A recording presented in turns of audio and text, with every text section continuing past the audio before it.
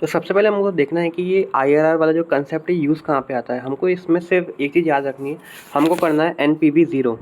हमने अगर कोई पैसा दिया है, हमने यहाँ पे हम यहाँ देख सकते हैं ना, यहाँ हमें करना है सिर्फ इतना एनपीवी ज़ीरो। एनपीवी रेट नहीं होती, एनपीवी अमाउंट होता है, ये याद रख लेना। PVCI minus PVCO is NPV, ये याद रख लेना क्योंकि आप बहुत भूलते हो।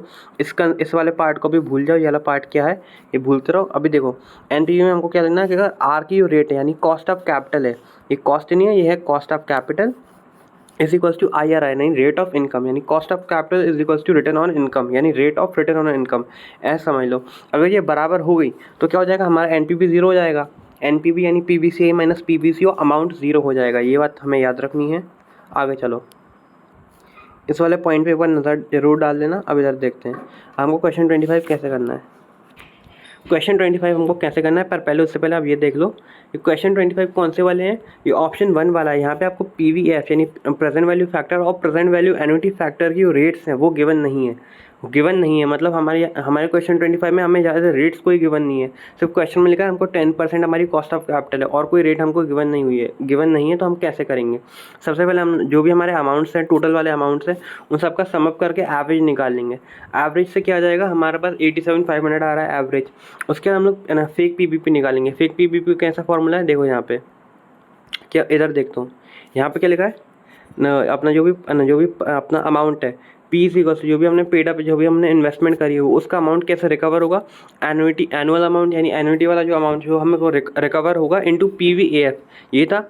अगर हम लोग पीवीएफ यहाँ से निकालें तो पी अपॉन ए यानी कॉस्ट ऑफ प्रोजेक्ट, जो भी हमने पैसा लगाया है, अपॉन एनुअल कैश इनफ्लोज, वही पीबी था, वही पीबीपी हो गया। जो क्योंकि हमने फॉर्मूले में भी यहाँ पे देख सकते हैं, वही चीज़ हम लोग यहाँ देख सकते हैं कि हमारा जो कॉस्ट ऑफ प्रोजेक्ट था वो 2 लाख था। हमने एवरेज निकाल लिया था 87,500, हमको हर साल मिल रहा है। एनुटी टाइप का हो गया ये भी, मान लो अगर ये डिस्काउंट हम लोग टीवीओएम को इग्नोर करते हैं तो ये भी एक टाइप की एनुटी हो गई कि हाँ 87,500 हमको हर साल मिल रहा है। तो 2.286 हमारा पीवीपी भी आ गया यानी पेबैक पीरियड भी आ गया, और प्लस ये हमारा पीबीएएफ भी आ गया। फेक इसलिए क्योंकि भैया ये रियल वाला थोड़ी है, ये रियल थोड़ी है। हम मतलब जो हमारा रियल पीवीपी होगा वो तो फिर 60,000 90,000 इन सारी वैल्यूज़ को कंसिडर करके आएगा, वो अलग ही आएगा। तो यहाँ पे हमने निकाल लिया। अब फेक पीवीपी के लिए हमारी जो वैल्यू आई है वो आई है 2.286।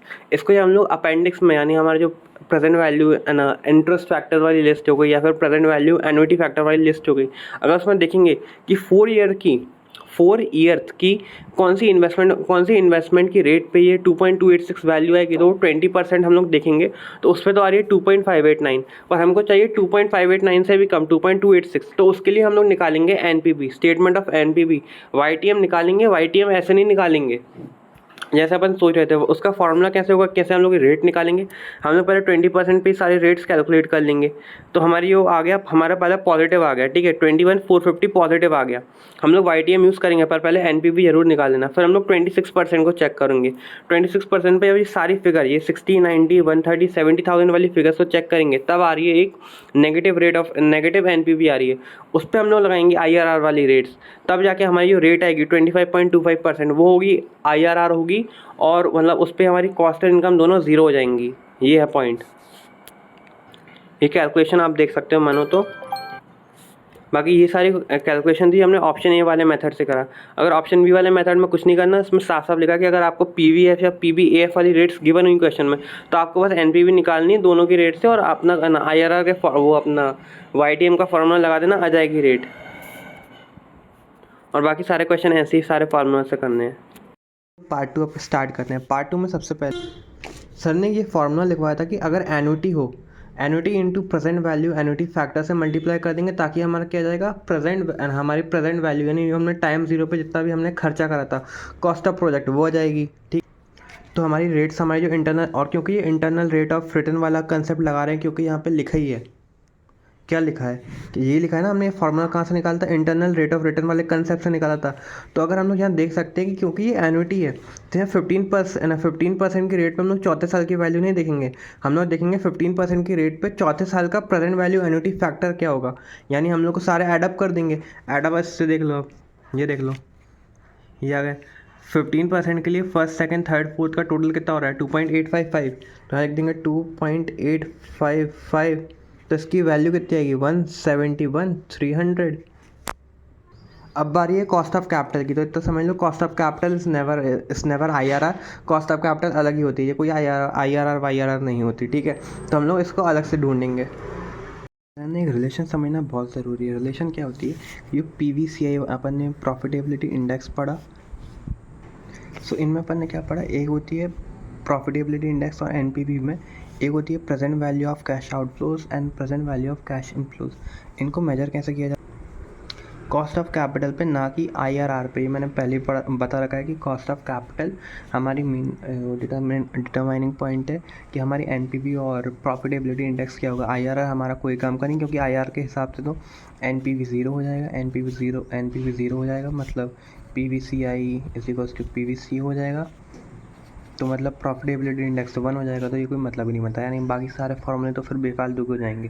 तो ये तो हमें कोई काम का नहीं। हम लोग को मतलब है कॉस्ट ऑफ कैपिटल से, ये KE लिखा है ना, ये KE ये रहा, ये KE लिखा है, इस पर हमें मेजर करना है। तो अब इधर इन्होंने दे रखा है प्रॉफिटेबिलिटी इंडेक्स 1.064, ठीक है। तो 1.064 इन्होंने यहाँ पे दे रखा है, ये हो गया। अब प्रॉफिटेबिलिटी का इंडेक्स का फॉर्मूला क्या होता है? PVCI upon PVCO।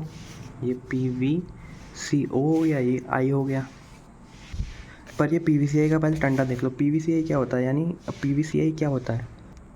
अगर एन्युटी हो तो PVCI क्या होगा यार? हमारी जो भी एन्युटी है, इधर 60,000 की एनुअल कॉस्ट सेविंग है लिखा ही है, into present value annuity factor. पर ये कौन सी रेट होगी?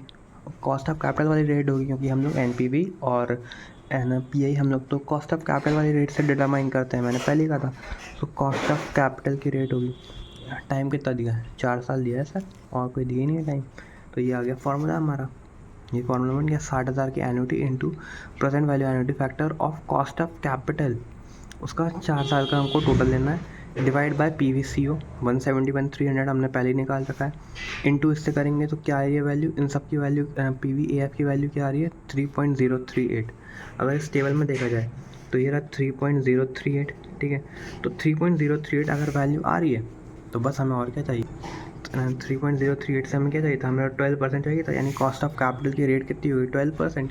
अब तुम कुछ फाइन कर लो, 60,000 इंटू 3.038, तो -17300 आ गया 10980 NPV।